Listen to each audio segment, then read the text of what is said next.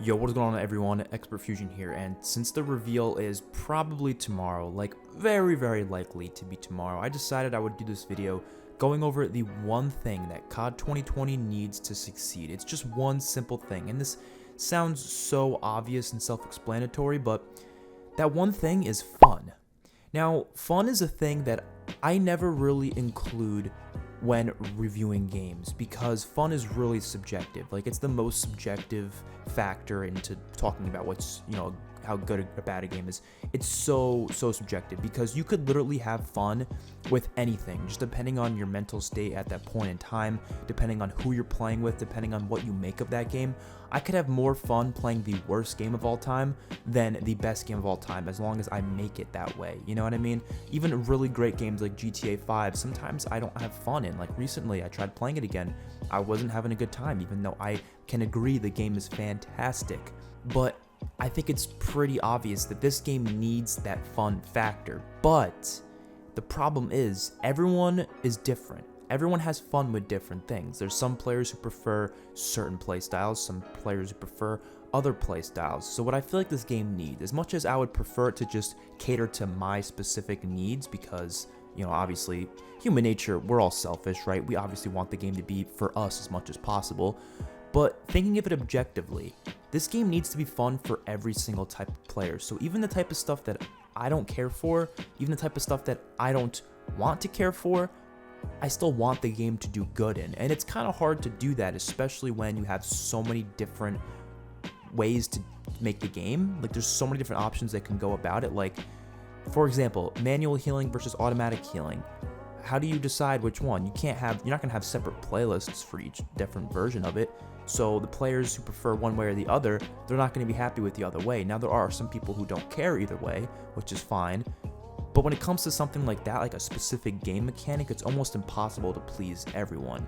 But when it comes to other stuff like map design, for example, if you hate 3-lane maps, but you love, the random designs of Modern Warfare, then you're not going to want this game to have all 3-lane maps. Or vice versa, if you hate, the random Modern Warfare maps and you want the 3-lane maps, you're not going to like the game if they're all very random. So the game should do, in theory, is create some maps to please certain players, some maps to please others, but then the players get mad because they realize there's only a couple good maps in this game. All the other ones are shit. But in reality, those other ones were just made for the other types of players. I think they gotta keep fun in mind for everyone, but like I said, it's really hard to do that when you have a limited amount of resources. You can't just include every single possible map type in the entire game because they just don't have that many, they don't have much resources, that much time, that much people to put into making that kind of maps. They're probably gonna have like 10 to 15 6v6 maps at launch. I wouldn't be surprised if it's like less than that. And of course, they'll probably have some ground war maps like they did in Modern Warfare. But what if you don't like ground war? Well, then you're just getting maps that you don't want in the game. They don't even feel like they're a part of the game because you're never going to play that mode. So that's why I think fun is such a big thing that they need to nail. I would love for them to focus on, the competitive side of the game, being balanced. But I think they just need to look at every single type of player, try their best to at least sort of please each and every type of player. And I'm going to kind of go over the types of players that I've noticed that COD has. This goes for all modes, by the way. So first of all, the first player that I've noticed is the story player. Now, this player, obviously, any of these type of players can really be any of them. They can be more so for one aspect and less for another aspect, but they can still care about all these things that I'm going to state. But the story player, obviously, they're not that hard to please. All you need to do is just make a good, riveting campaign that has a great story to it and is long enough to, please them for at least a week or so. There's also story elements in the zombies mode, obviously, like I'm including that, so they might care for whatever's going on in that mode. And like I said, every game is going to have a story. Even games that don't have a campaign like Black Ops 4, they still have story implemented into it. So I don't think it's really that hard to please these players, honestly. It really isn't. It doesn't include the same type of gameplay aspects that the rest of the game will have. It's not like, you either focus on story or not. No, you could always focus on story, but also focus on gameplay at the same time. It's very easy to do that, at least in my eyes.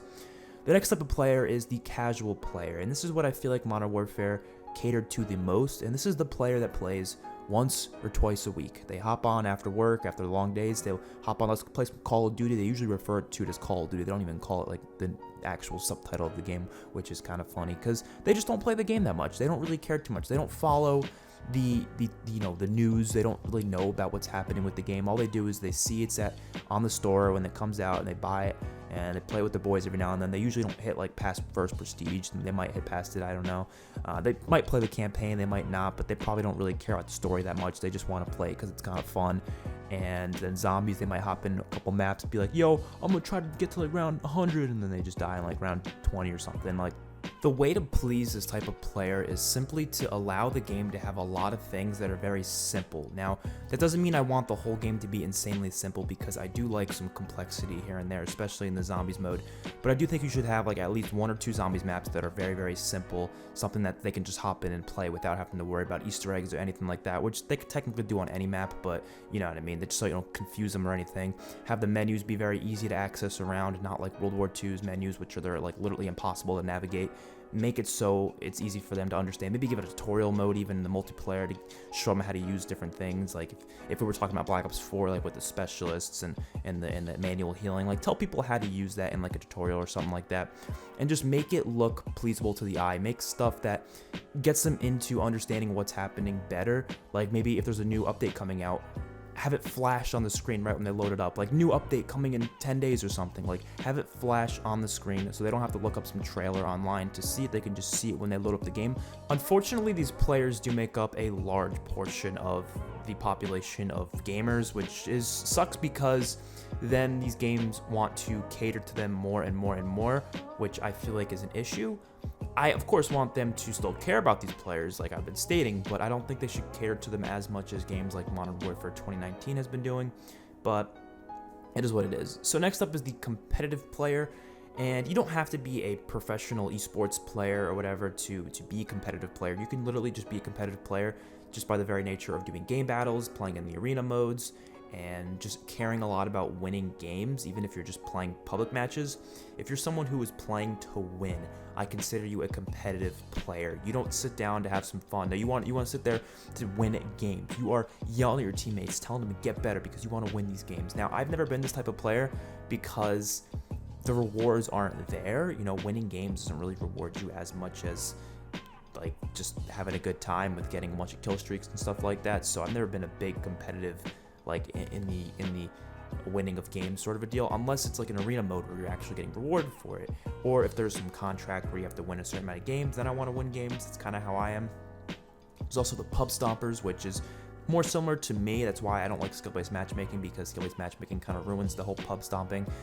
I do love just destroying lobbies. I love hopping in, getting as many kills as humanly possible, getting the highest kill streaks in the game. I find that to be the most fun in Call of Duty multiplayer that I could possibly have. And like I said, skill-based matchmaking kind of ruins that a little bit. That's why I do like the games that are more faster paced. They have better kill streaks because it's more rewarding to go on these high kill streaks, and you could do it much quicker because you don't have to camp for them, essentially. You can get like 100 plus kills a game if you're playing on the right maps. That's why I'm a big fan of Black Ops 2, Black Ops 3, and Black Ops 4, because games like those are very, very common, which is just so much fun. I really do enjoy the Black Ops series for those specific reasons. The fact that it's just much more faster than any Modern Warfare game I've ever played personally. And then of course you have the zombies aspect. There are some players who only play zombies, and that's literally it.